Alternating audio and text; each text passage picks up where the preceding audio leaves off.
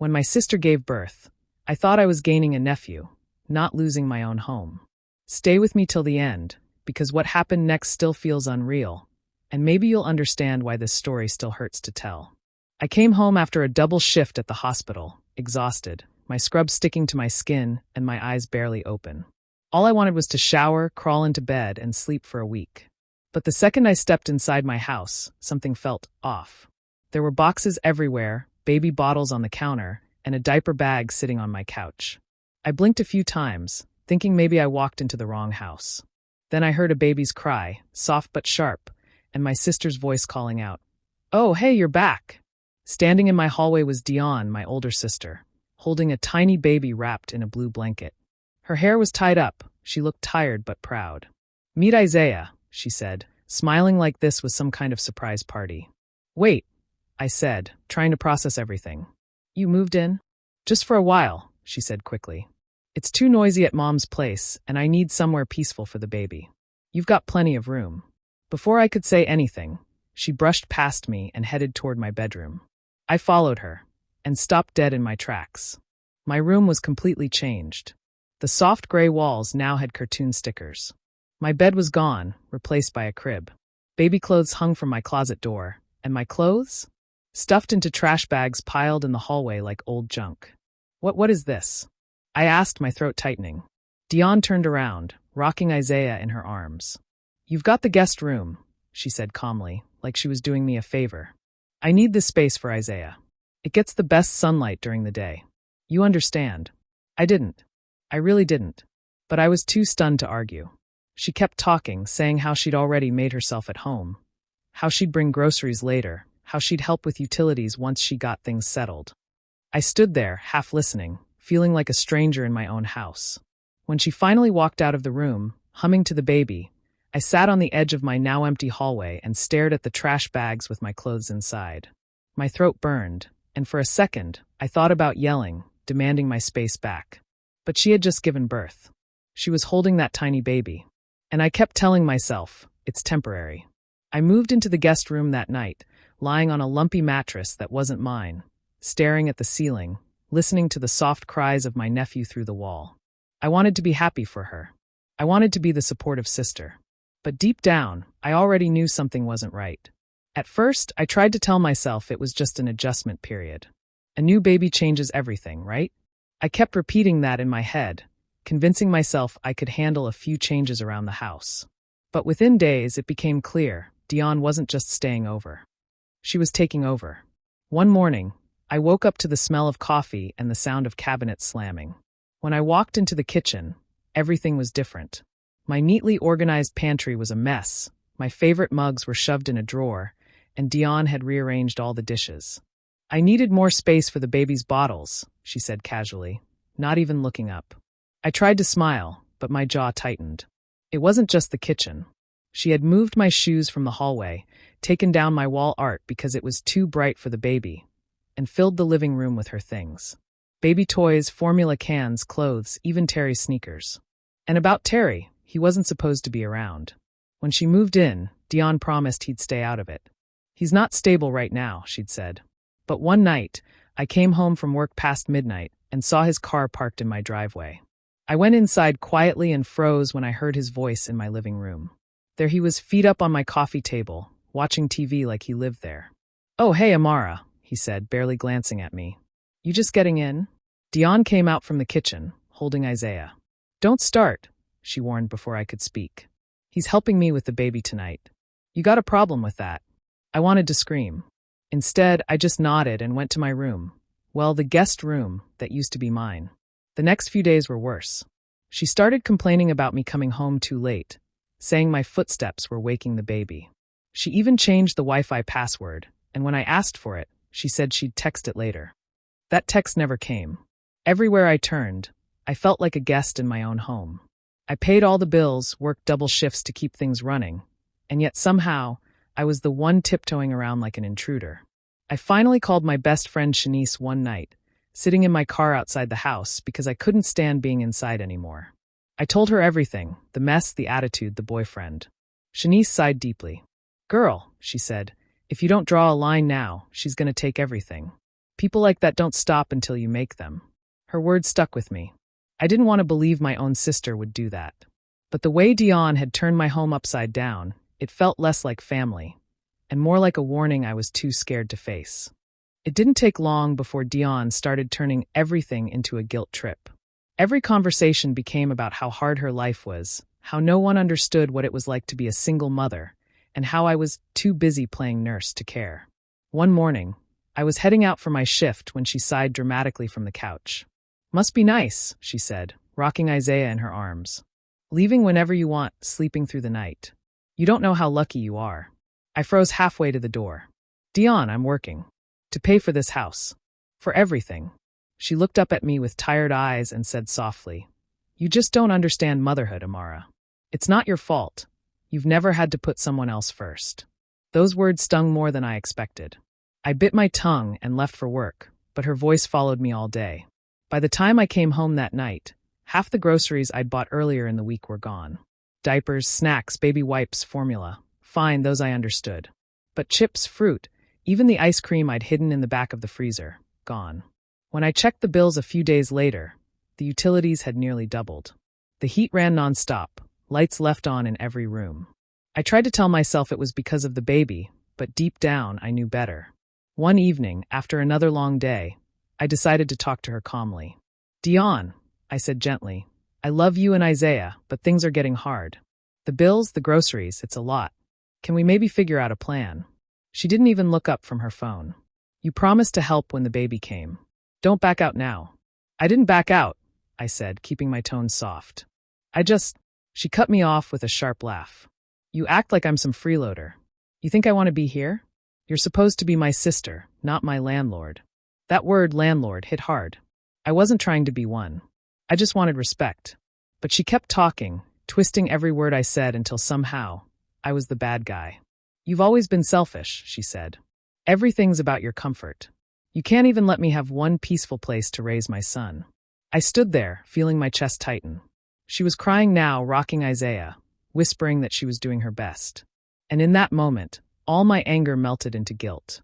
I hated that she could do that to me, make me feel wrong for asking for basic respect. That night, I lay awake listening to the faint sounds of Isaiah breathing through the baby monitor she'd left on in the hallway. I loved that little boy with all my heart. But every day, it felt like loving him meant losing a piece of myself. And Dion knew exactly how to use that against me. That night still burns in my mind like it just happened. I came home late, exhausted from a 12-hour shift, dreaming of a hot shower and my soft blue dress I'd planned to wear the next day. It was my favorite, the one I bought after getting my nursing promotion, a small reminder that I'd made it on my own. When I walked into the guest room, it wasn't hanging in my closet. I searched everywhere, under the bed, in the laundry basket, even in the dryer. Finally, I found it tossed on top of the washer, ripped along the side and covered in something that looked like red sauce. My chest tightened. I marched into the living room where Dion was sitting, scrolling on her phone while Terry lounged on the couch with his feet on my coffee table. "Dion," I said, holding up the dress. "What happened to this?" She barely looked up. "Oh, that old thing? I wore it out earlier. The washer messed it up." "The washer?" I said sharply. "It's ripped down the side. You didn't even ask me." She shrugged, rocking Isaiah's baby seat with her foot. "I needed something nice to wear. You've got plenty of clothes. I thought you wouldn't mind." "I do mind," I said, trying to keep my voice steady. "That dress meant something to me, Dion. You could have at least asked before taking it." That's when she snapped. "You're really going to act like a piece of fabric is more important than helping your sister? Wow, must be nice living in your perfect little world where you don't have to think about anyone but yourself." I stared at her, speechless. "This isn't about that. It's about respect." Terry chuckled under his breath. "You always acting like you somebody," he said, shaking his head. "Girl, it's just a dress." The disrespect in his tone hit harder than I expected. My hands were shaking. I didn't want to yell, not with the baby there, but I could feel my anger boiling over. "You're living in my house," I said quietly. "Both of you. The least you can do is show some respect." Dion stood up, holding Isaiah like a shield. "You know what, Amara? Maybe if you weren't so cold, people would actually want to be around you. I'm doing my best, and all you do is complain." That was it. I grabbed my bag, my keys, and said, "I'm leaving for the night." I can't do this right now. I drove to Shanice's and spent the night on her couch, crying into a pillow while she rubbed my back.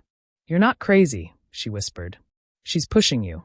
The next morning, when I went back home, my key wouldn't turn in the lock. I tried again and again, my heart sinking. Then I saw a note taped to the door in Dion's handwriting. Lost the keys. Change the locks for safety. We'll get you new ones soon. That was the moment I knew my sister had officially crossed the line. I stood outside my own house, clutching my useless keys, staring at the locked door like it was mocking me. I'd tried knocking, calling, even texting Dion, but she ignored every message. The curtains were drawn, lights off, but I could hear the faint hum of the TV inside. That was the moment I called a locksmith. When the man arrived, I felt embarrassed explaining that it was my house, but that my sister had changed the locks. He didn't ask many questions, just did his job. As soon as the door opened, I stepped inside, and my stomach dropped. The house looked nothing like the one I left 2 nights ago. My framed photos were gone from the walls, replaced with Dion's pictures and baby decorations. My mail was opened and scattered across the dining table. It felt like my life had been unpacked and rearranged without my permission. I went straight to my room, or what was left of it. My drawers were open, clothes missing, boxes turned upside down. Then I saw my desk. The folder where I kept my bank statements and checkbook was gone. My heart started pounding. I tore through the drawers, hoping I was just mistaken. But it wasn't there. I ran to my purse, checked my wallet, my laptop bag, nothing. Finally, I grabbed my phone and opened my banking app. The number hit me like a slap. My savings account was missing over $3,000. My knees felt weak. That was the money I'd been saving for grad school. Months of double shifts, skipped vacations, every overtime hour I could grab. Gone. I stormed into the living room, my voice shaking. Dion, where's my checkbook? She appeared from the hallway, holding Isaiah. What are you yelling about? Don't play with me, I snapped. You went through my room. My files. You took my money. She blinked like she didn't understand. Oh, that. I used a few checks for baby stuff. Formula diapers. You act like I stole from you. My mouth fell open. You did steal from me. She rolled her eyes. You're being dramatic. I was going to pay you back when Terry gets his next check. You're always talking about how well you're doing. I figured you wouldn't mind helping your own nephew. Without asking me? I said, my voice breaking.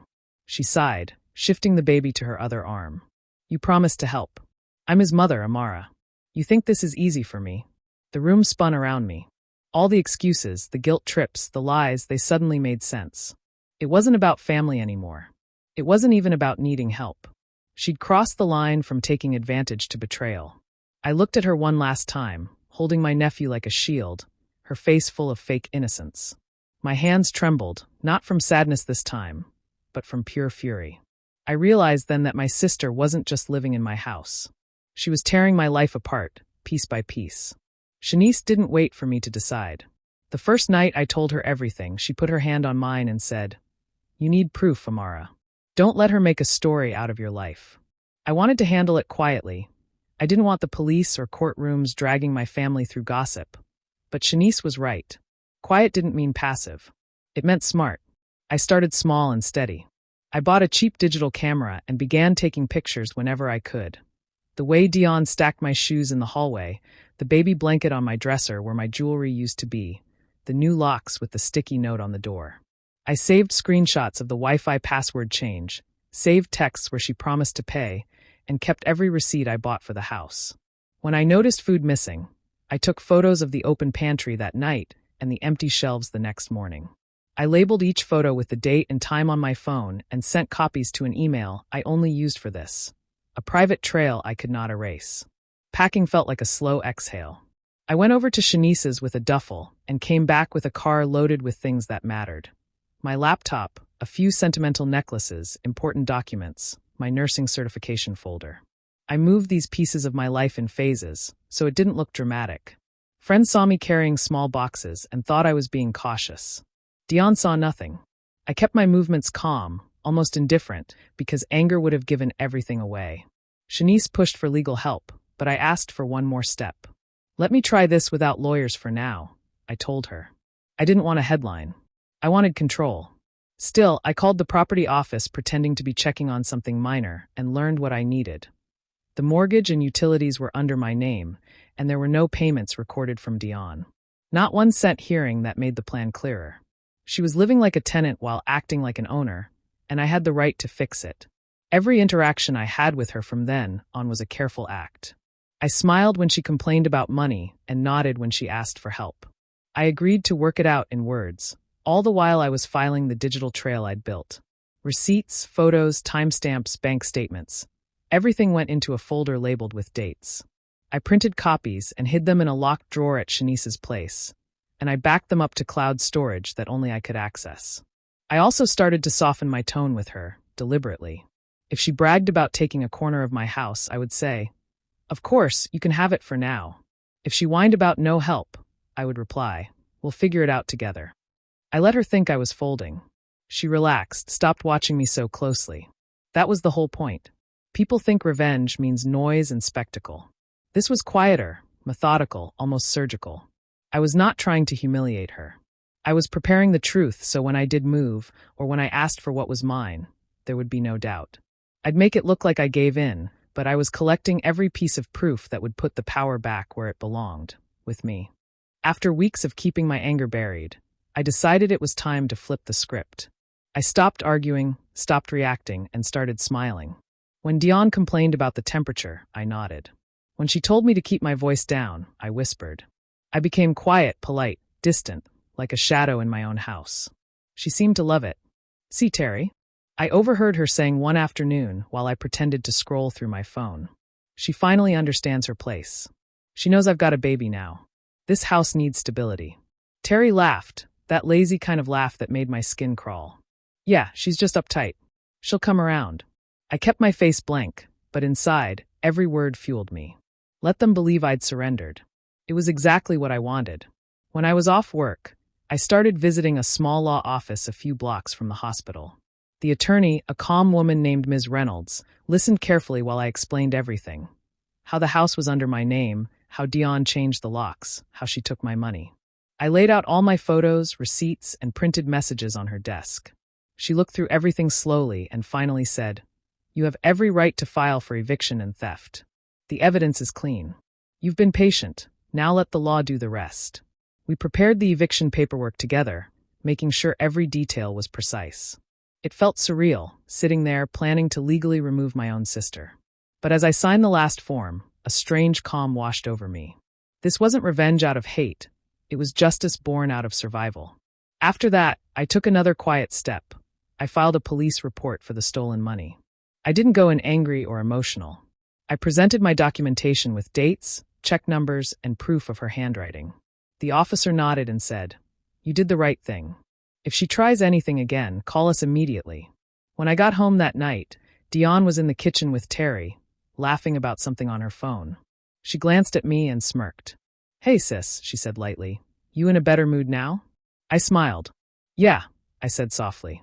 "I just realized some things aren't worth fighting about." That was enough for her. She turned back to Terry, whispering something smug I didn't bother catching. I walked past them, straight to my room, where I kept a copy of the eviction notice tucked inside a folder labeled Final Step. Every day after that, I played my role perfectly, the quiet, harmless sister who had finally accepted her place. But behind the calm expression and polite nods, I knew exactly what was coming.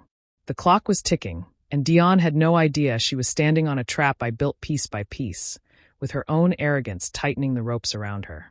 One evening, I sat across from Dion at the kitchen table, pretending to scroll through job postings on my phone. I looked up and said casually, "Hey, I just got offered a short travel nurse assignment. It's only for a week, but it pays well. I'll be gone starting Monday." Her eyes lit up like it was the best news she'd heard all year. "That's perfect," she said quickly. "Isaiah's been teething, and we could use the extra space." I smiled, pretending not to notice the relief in her voice. "Yeah," I said softly. "You'll have the house to yourself. Just make sure to take care of things while I'm gone." Inside, my heart was pounding. The trip didn't exist, but the eviction did. I'd already spoken with the sheriff's office, arranged for the papers to be delivered while I was out of town. Everything was set in motion. The morning of the eviction, I packed a small bag to keep up the act. I even hugged Dion before leaving. "Take care of my house," I said lightly. She smirked. "Don't worry, little sis. I've got it under control." That afternoon, while I was at Shanice's, my phone exploded with calls and messages. The first voicemail was pure rage. "How could you do this to me?" Dion screamed. "You snake! You set me up." Then another message followed, full of curses and blame. I could picture her face red with fury, pacing the living room she thought was hers. A few hours later, I drove back to face her. When I walked in, boxes were scattered, baby toys everywhere, and Dion stood in the middle of the mess holding the eviction notice in one hand. Terry sat off to the side, quiet for once, rubbing his forehead. "You really went behind my back like this?" she shouted. "After everything I've been through?" I kept my voice steady. "You went behind mine first. You stole from me, Dion. You changed my locks. You crossed every line there was." She stepped closer, eyes blazing. "You've always been jealous. Ever since we were kids, you hated that I got attention. You couldn't stand that people loved me more." I let out a shaky laugh. "Jealous? Of what? You've been taking from me since we were little. My clothes, my things, my peace. You take and take until there's nothing left, and then you play the victim." Her lips trembled, but the anger didn't fade. "You're heartless. I have a baby, Amara. A baby. And you're throwing us out." "I'm giving myself back my life," I said quietly. Terry suddenly stood up, shaking his head. "I'm not getting dragged into this," he muttered, grabbing his jacket and walking out the door without looking back. Dion stared at the empty doorway, then turned to me with tears of rage spilling down her face. "You ruined everything," she whispered. "No," I said softly. "You did that the moment you forgot this was my home." For the first time, she had no comeback. Just silence. The house was quiet the morning the deadline came. The sheriff had given Dion a few extra days out of courtesy, but when that final hour hit, there was no more waiting. I stood by the window, arms crossed, watching as she and a friend loaded boxes into the back of a small car. Isaiah's cries echoed through the air, mixing with the dull sound of tape ripping and doors closing. I didn't say a word. I couldn't. There was nothing left to explain. Dion avoided looking at me, her face tight with anger and exhaustion. The baby's diaper bag hung from her shoulder, and her clothes looked wrinkled, like she hadn't slept in days. Still, she moved with pride, chin high, pretending she wasn't being forced out. When she reached the door for the last time, she turned and said coldly, "You'll regret this one day, Amara." I met her eyes and said nothing. There were no words left that could fix what she had broken. She slammed the door behind her, and the sound echoed through the empty rooms like a final goodbye. Once her car disappeared down the street, I leaned against the wall and just breathed. The silence felt strange, heavy but peaceful. For the first time in months, I could hear myself think. No baby cries, no arguments, no footsteps other than my own. I walked through each room slowly, touching the walls, feeling the weight lift from my shoulders. That night, I changed the locks again. I didn't hesitate this time. New keys, new start. When I slid the final bolt into place, I felt something shift inside me. Relief, yes, but also guilt. It wasn't easy to admit that part. No matter how much she had done, Dion was still my sister. There were moments when I'd catch myself remembering us as kids, laughing in our old bedroom, sharing secrets. I never imagined it would end like this. Two sisters divided by pride, betrayal, and too many second chances. Weeks passed, and the house slowly began to feel like mine again. I replaced the broken lamp in the living room, hung my pictures back on the walls, and cooked meals without anyone questioning how I spent my money. The air felt lighter, peaceful. Then, one afternoon after work, I got a message from an unknown number. It was short, just a single line that made my stomach tighten. "You ruined my life." I didn't need to ask who it was from. I stared at the text for a long time, my thumb hovering over the keyboard. There were so many things I could have said. How she ruined mine first, how I still loved Isaiah, how I wished she'd get help. But instead, I locked my phone, set it face down on the table, and walked away. For the first time in a long while, I chose silence, not out of fear, but out of freedom. I was done being manipulated. Months passed, and the house began to breathe again. The air felt fresh, carrying no trace of arguments or tension. Amara spent her weekends redecorating the bedroom that had once been taken from her. She painted the walls a soft cream, hung sheer curtains that let in the morning light, and placed a new quilt on the bed. One she picked out just because it made her feel calm. The space finally felt like hers again, every corner a quiet reminder that she had taken her life back. She worked extra shifts at the hospital, saved up, and even bought a small armchair for reading by the window. It was something she'd always wanted but never made time for. Some nights she'd curl up there with a cup of tea and a book, hearing only the hum of the city outside. Peace, simple, steady peace, had returned. One evening, when she got home from work, she noticed an envelope on her doorstep. No return address, just her name written in handwriting she instantly recognized. Her hands trembled slightly as she opened it. Inside was a small postcard. A photo of a sunny park with baby Isaiah sitting in the grass, smiling wide, holding a tiny toy airplane. On the back, there was only one word written in blue ink: sorry. Amara stared at it for a long moment. She didn't know if it was an apology for taking her money, her room, or her peace, or if it was something deeper. Maybe Dion had finally realized the damage she'd done, or maybe it was just guilt whispering from afar. Either way, the single word carried a strange mix of sorrow and relief. She smiled faintly, running her thumb over the edge of the card. Sorry, she whispered back, though she wasn't sure who she was saying it to, her sister, herself, or the years they both lost to pride and hurt.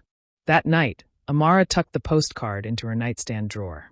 It wasn't forgiveness yet, but it was a step toward it, a quiet closing of a painful chapter. She turned off the lamp, the room dim except for the soft glow of the city lights slipping through her curtains. As she lay down, the stillness felt different now, not empty but whole. The walls no longer carried tension. The air no longer held resentment. Just calm. Just home. In her thoughts, she reflected on everything that had happened. Love could make people blind, she realized, blind to manipulation, blind to warning signs, blind to how much they give until there's nothing left. But peace only comes when you stop letting guilt own you, when you reclaim what's yours and allow yourself to heal. Amara closed her eyes, feeling the quiet warmth of her own space. Her home, her life, her peace, finally hers again. Do you think Amara made the right choice by cutting ties with her sister, or should she have given Dion another chance for the sake of family? Share your thoughts in the comments. I'd really love to hear your opinion. And if you enjoy emotional stories like this one, don't forget to subscribe and hit the notification bell so you never miss the next story.